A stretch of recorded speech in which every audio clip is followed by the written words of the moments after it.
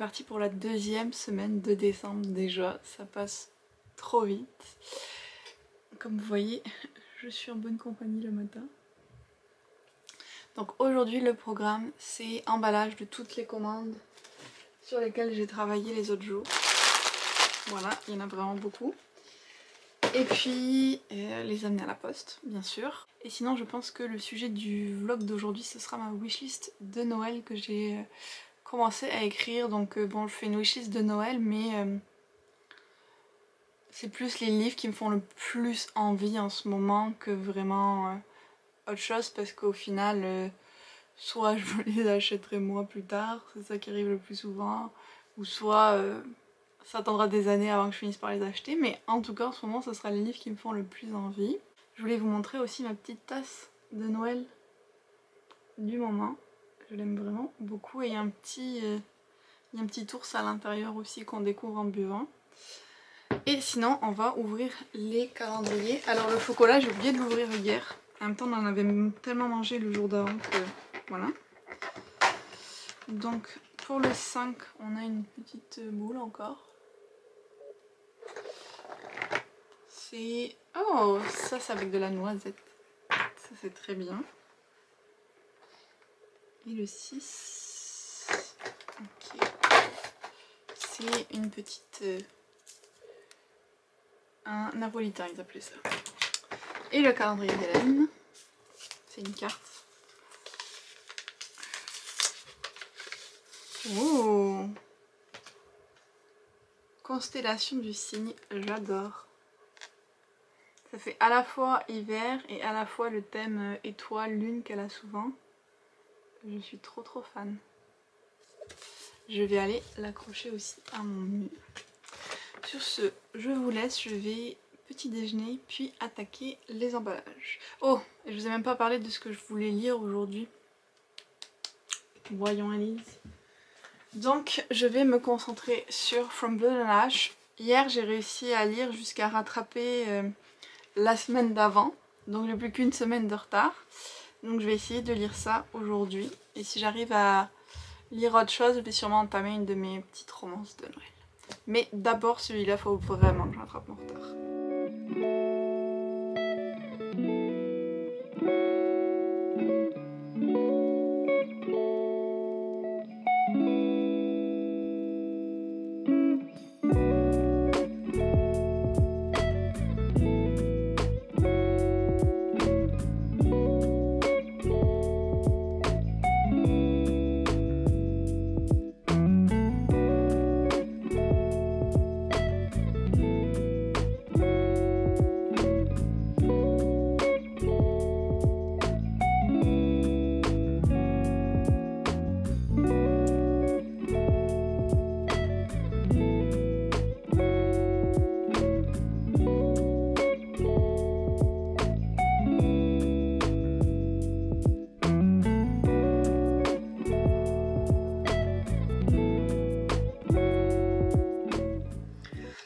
Bon, il est déjà 4 h de l'après. Ça passe vite les journées. Chaque fois je me dis, oh je vais avoir plein de temps pour lire aujourd'hui. Mais non. Je viens tout juste de finir de préparer avec les étiquettes d'envoi les commandes que Yohan a gentiment proposé d'aller amener à la poste pour moi. Ça c'est vraiment cool. Merci Yohan. Donc tout ça c'est prêt, tout ce que je pouvais faire est prêt. Au final je suis pas allée à la boutique de perles parce que j'avais un rendez-vous à 14 h. Et puis je me suis dit, demain quand je serai au travail je serai plus proche, donc autant que j'y aille demain. En plus aujourd'hui il pleut mais genre non-stop et super fort, donc ça donne pas envie de sortir du tout. Ça donne envie de prendre un petit chocolat chaud et un livre et de rien faire d'autre. Ce qui va être très proche de mon programme d'ailleurs. Je vais pas me faire un chocolat parce que on a mangé tout le week-end, mais je vais aller me faire une petite tisane ou un petit thé et puis je vais me poser avec From Blood and Ash. Et j'espère vraiment que ça va être mon moment pour rattraper tout mon retard avec ce livre. Et puis un peu plus tard ce soir, je vous retrouverai pour vous dire ma wishlist, vu que c'est mon thème de ce vlog, ce serait bien que je le fasse. Mais d'abord, priorité numéro 1, continuer From Blood and Ash.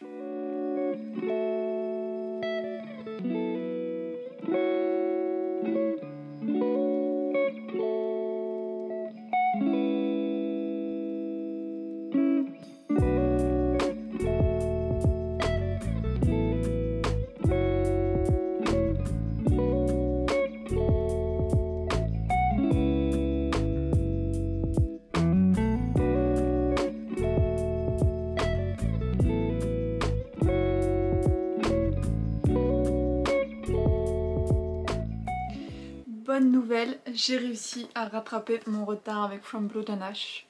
Yes, je suis à jour.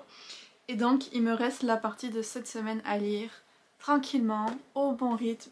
Je suis trop contente. Franchement, c'est une très bonne surprise par rapport aux autres Jennifer Alan Mantrou que j'avais lus. Bon, clairement, c'est pas parfait, il y a beaucoup de répétitions, l'écriture est pas toujours géniale. Puis bon, des fois on appuie un peu beaucoup sur les moments entre Poppy et Hawk, leur romance, genre c'est un peu sirupeux si je peux dire. Mais de façon générale j'aime vraiment beaucoup, il y a beaucoup plus d'éléments fantaisiques que à quoi je m'attendais. J'ai encore énormément de questions, de suppositions. Je suis vraiment intriguée et accrochée pour le moment, donc que tous les livres d'elle que j'avais réussi à lire, même s'ils étaient très addictifs, m'avaient pas autant intéressé que celui-là. Donc c'est plutôt cool. Là je vais continuer les quelques chapitres de la semaine tranquillement. Ou alors au dernier moment le dimanche, on verra bien. Mais en tout cas au moins je suis à jour et ça c'est cool. Donc je vais pouvoir choisir ma prochaine lecture que je vais faire, qui va sûrement être une lecture plus cocooning ou feel good ou de Noël.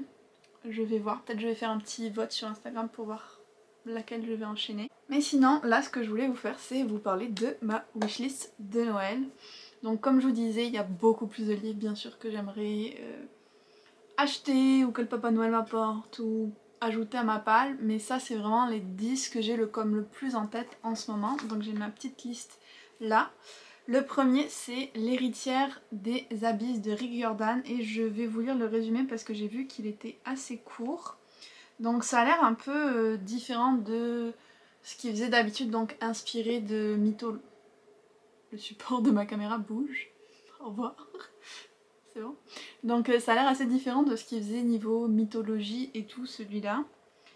Alors qu'Anna Dakar s'apprête à passer les épreuves de première année à l'académie de Harding Pencroft, réputée pour former les meilleurs biologistes et explorateurs marins, une explosion détruit le bâtiment, tuant de nombreux élèves et professeurs. Ça commence vraiment mal.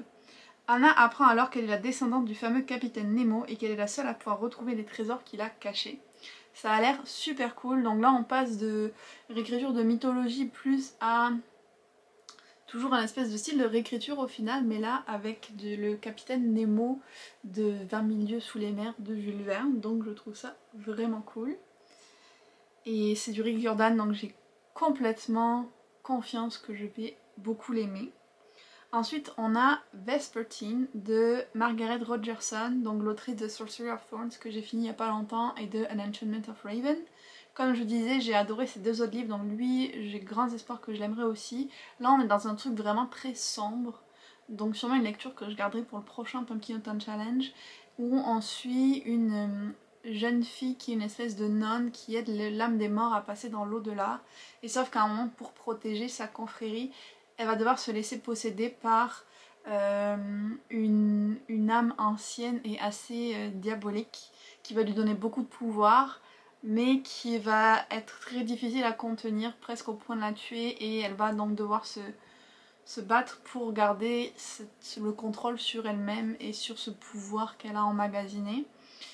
Et en parallèle de ça, il y a comme un danger qui arrive et qu'elle va devoir essayer de combattre en redevenant une Vespertine. Donc c'est un pouvoir, un rôle que ces espèces de nonnes avaient avant mais qu'elles ont perdu et qui justement fait qu'elle a besoin de manipuler de très fortes énergies. Donc elle va devoir combattre contre des forces extérieures mais aussi contre des forces intérieures. C'est à peu près ce que j'ai compris, donc ça avait l'air assez encore plus sombre que Sorcery of Thorns, mais je suis totalement pour avec cette autrice. Donc celui-là j'aimerais beaucoup l'avoir aussi, surtout que la couverture est très très belle. Ensuite on a le deuxième tome de La Cité de Jade de Ellie Harini. En tout cas c'est son nom d'autrice. J'ai lu le premier tome il y a un peu plus d'un an maintenant et le deuxième est sorti il y a un moment aussi, mais je me le suis toujours pas procuré.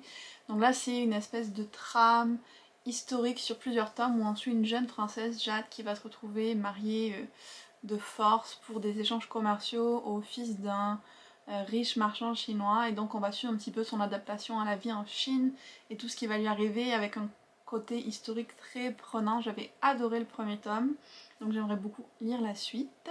Après dans ma wishlist de Noël, il y a un que j'ai pas mal vu passer et qui était je pense dans une des sélections des Goodreads Choice Awards, c'est Ace of Spades J'ai plus le nom de l'auteur ou de l'autrice, mais c'est un côté très Gossip Girl avec deux élèves très prometteurs qui sont censés faire une année à l'étranger qui sera très utile pour leur CV pour les universités, et on sait qu'aux États-Unis c'est comme hyper important.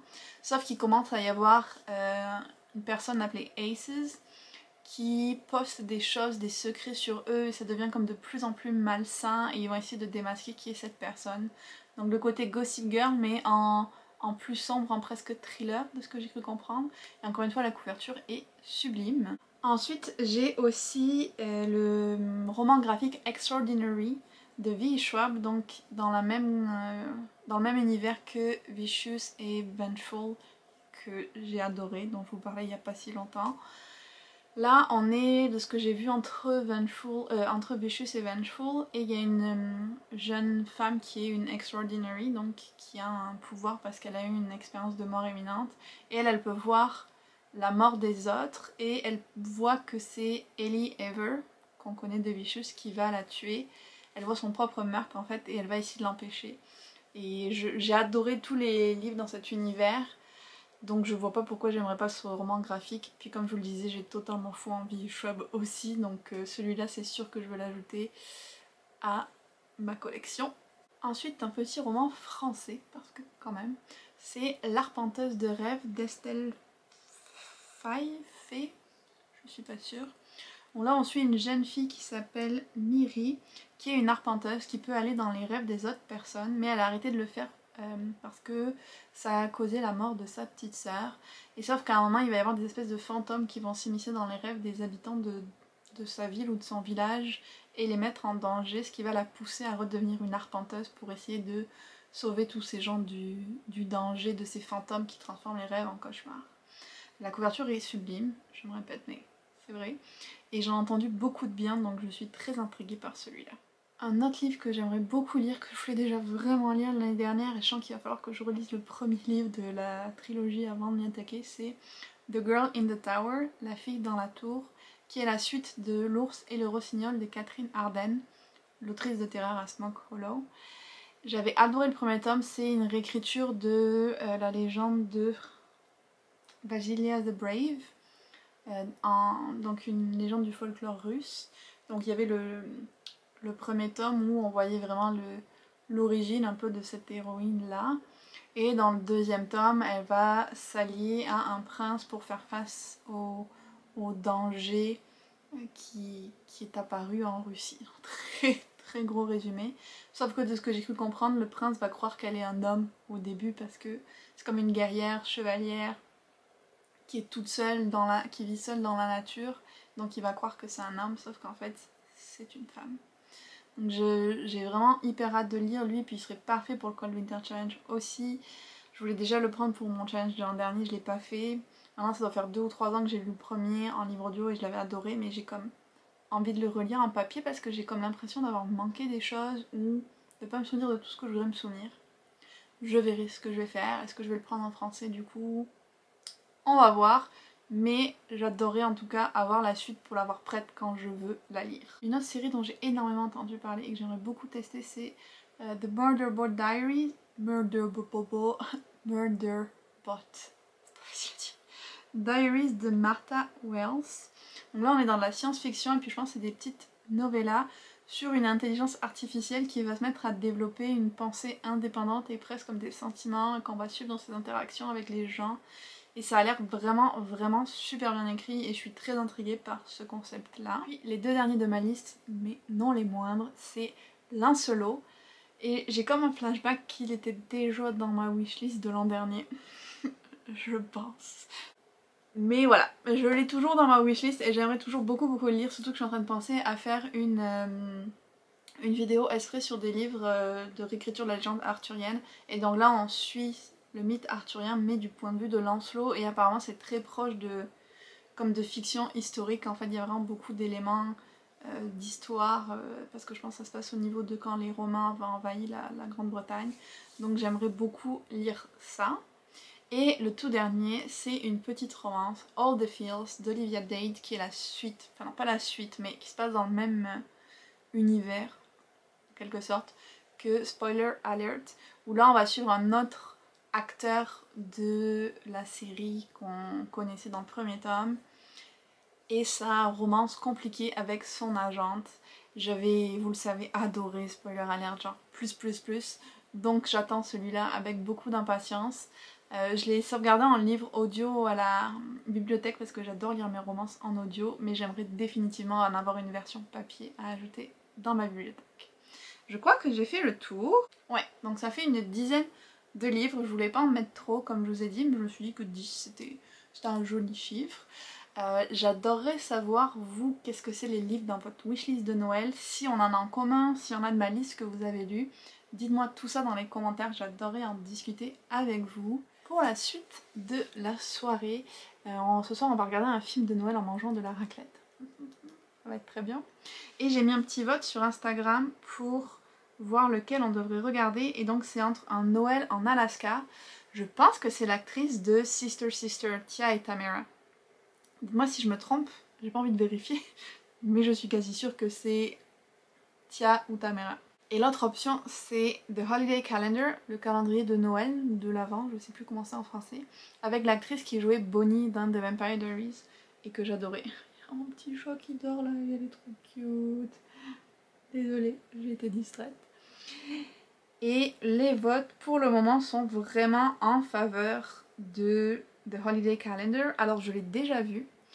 Je l'ai vu quand j'étais allée à Montreuil, donc ça devait être en 2018, quand le film venait de sortir. Je l'ai vu avec Anne-Pauline de Happy Reading et Julie Bradfer, qui est une autrice super. Mais j'en ai pas beaucoup de souvenirs. Je sais pas si on parlait en même temps ou si on était trop crevés de Montreuil ou quoi, mais j'ai très peu de souvenirs de ce film. Et apparemment c'est lui qui gagne pas mal, on a 75% pour lui en ce moment, donc j'irai voir quand on sera prêt à regarder le film si c'est toujours lui qui gagne. Mais a priori on va regarder celui-là ce soir.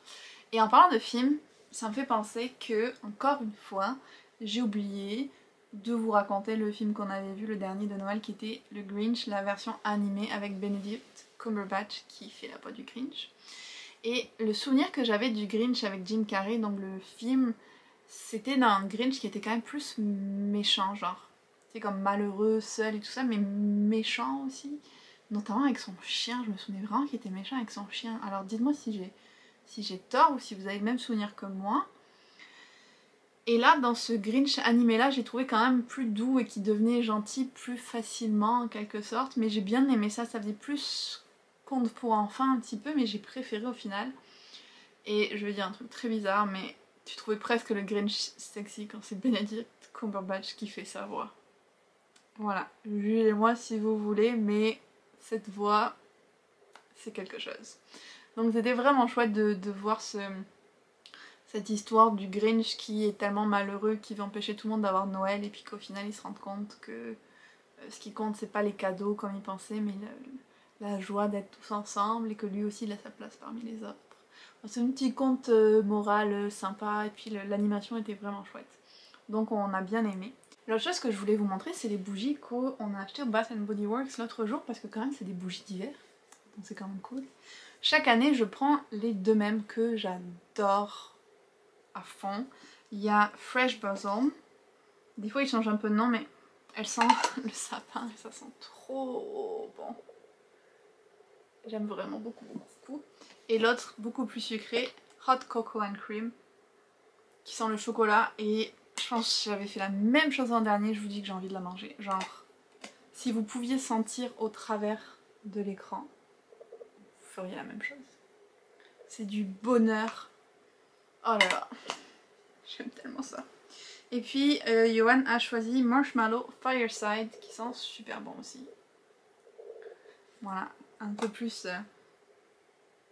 fumé en quelque sorte, on va dire. Mais moi là, ces deux-là, je peux pas passer l'hiver sans. Enfin si, je pourrais, mais si j'ai le choix, je préfère les avoir. Cette fois, je crois que je vous ai tout dit. Maintenant que j'ai rattrapé mes petits oublis, j'ai rattrapé le livre que je devais lire. Je vais tout simplement faire une petite photo pour voir quel futur livre je vais attaquer qui soit plus en mode cosy, comme je vous disais.